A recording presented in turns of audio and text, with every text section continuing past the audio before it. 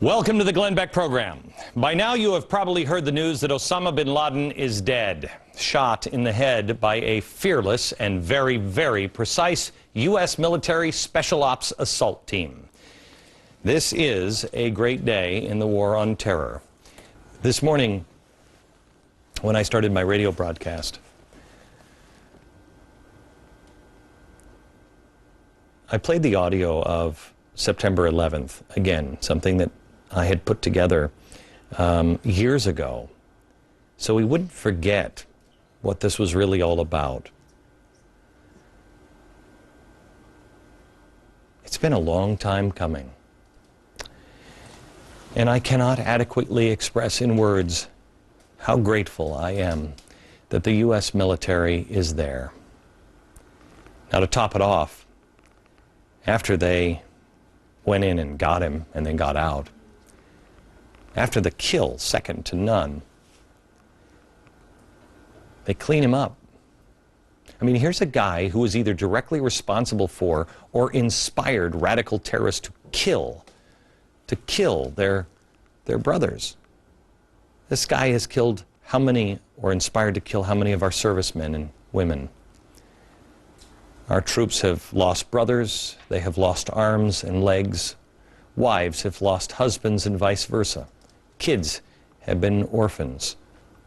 Lives have been forever altered. The whole world has changed because of this dirtbag. And yet they still wash his body and care for it and wrap it. I'd give my right arm to have a can of Spam at that point, but they didn't.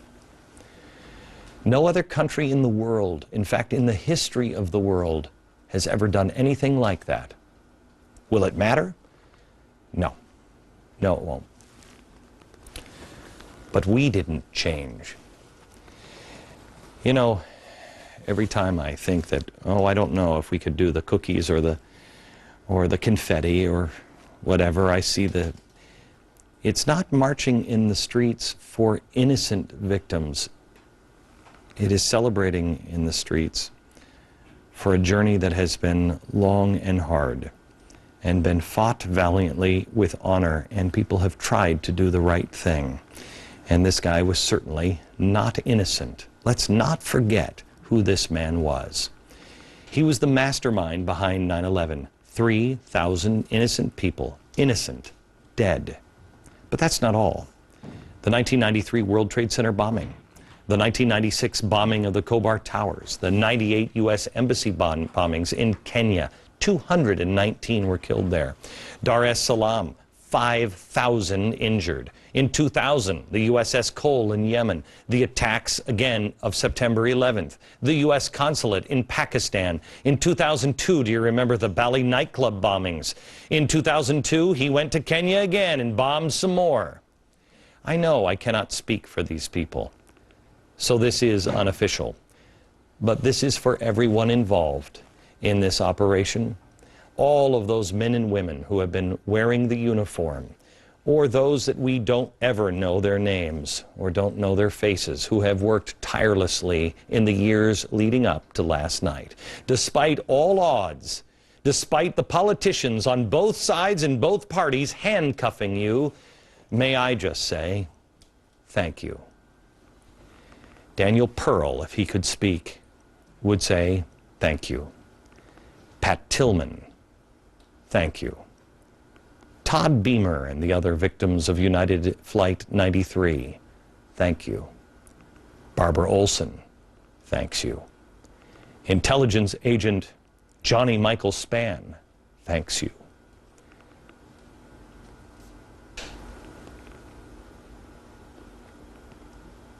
Michael P. Murphy and Max Axelton.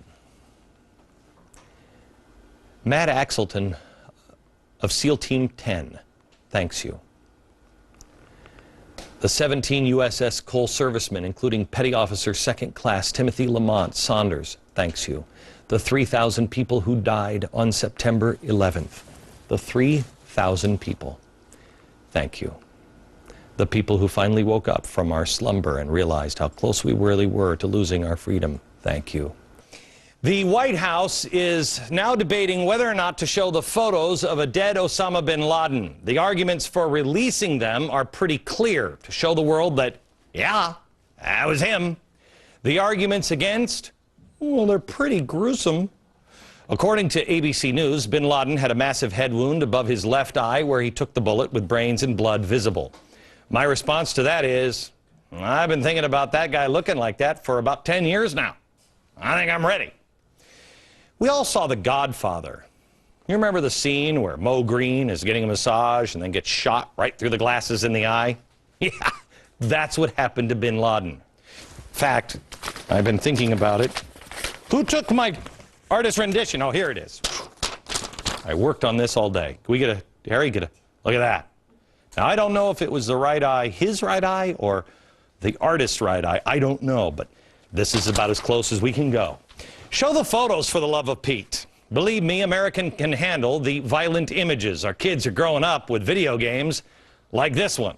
So, I mean... Look and wonder how it came to this. He's got a contact in real.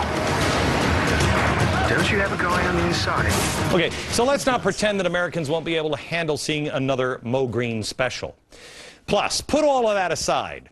Think of the conspiracy theories that are being dreamed up even as we speak.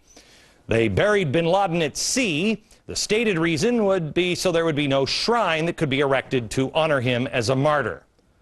Well, why did we get rid of the body? I mean, quite honestly, 100 years ago, we would have taken that thing from town to town and charged money to see it. You know what I'm saying?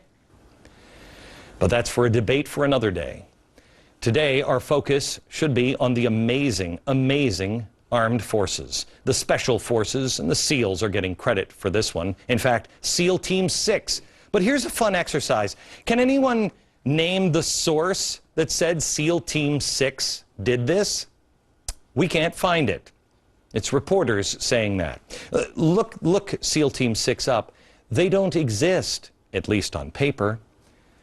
So we don't know who did this. Could have been the Coast Guard.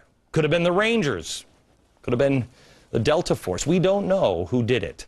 We do know this. It was the U.S. military. And may I say to the military, thank you. What you have done, struggling for 10 long years, is incredible. Thank you. One of the people that was being waterboarded provided a key detail, the identity of a trusted bin Laden courier, as someone who was protecting and perhaps even living with him. In 2007, they confirmed the identity of this courier. In 2009, investigators pinpointed areas where this courier could be living in Pakistan. And then this summer, in August of 2010, the exact residence of the courier was located. In February of this year, the president met with U.S. officials and said there's enough intelligence to assume that bin Laden was there. And over the last 2 months, a plan to take bin Laden out was crafted. The bin Laden compound was not in remote caves along the Pakistan border like many thought. It was here in a relatively affluent neighborhood with many retired military.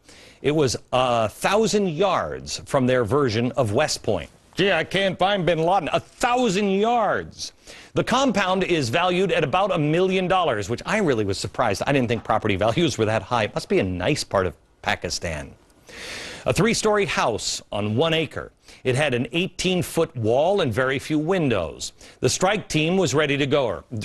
They boarded the choppers and then headed for the compound. When they approached the compound, there was a problem with one of the helicopters. Now, these guys like to strike hard and fast. They didn't have much time to get the enemy off guard, considering all of the noise, and now one of the helicopters was malfunctioning. But our guys said, we're going in. A senior official said the assault team went ahead and raided the compound, even though they didn't know if they would have a ride home. God bless the U.S. military.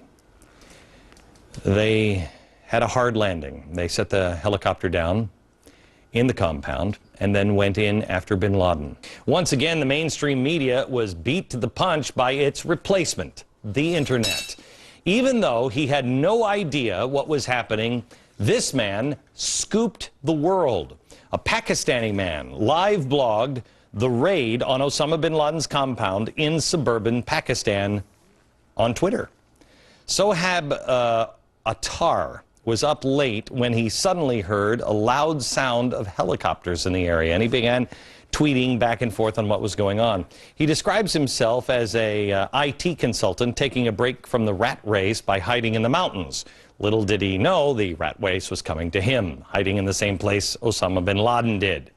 Here is his first tweet. I'm going to put it up here. Here's his first tweet. I love this. Helicopter hovering above at 1 a.m. This is a rare event.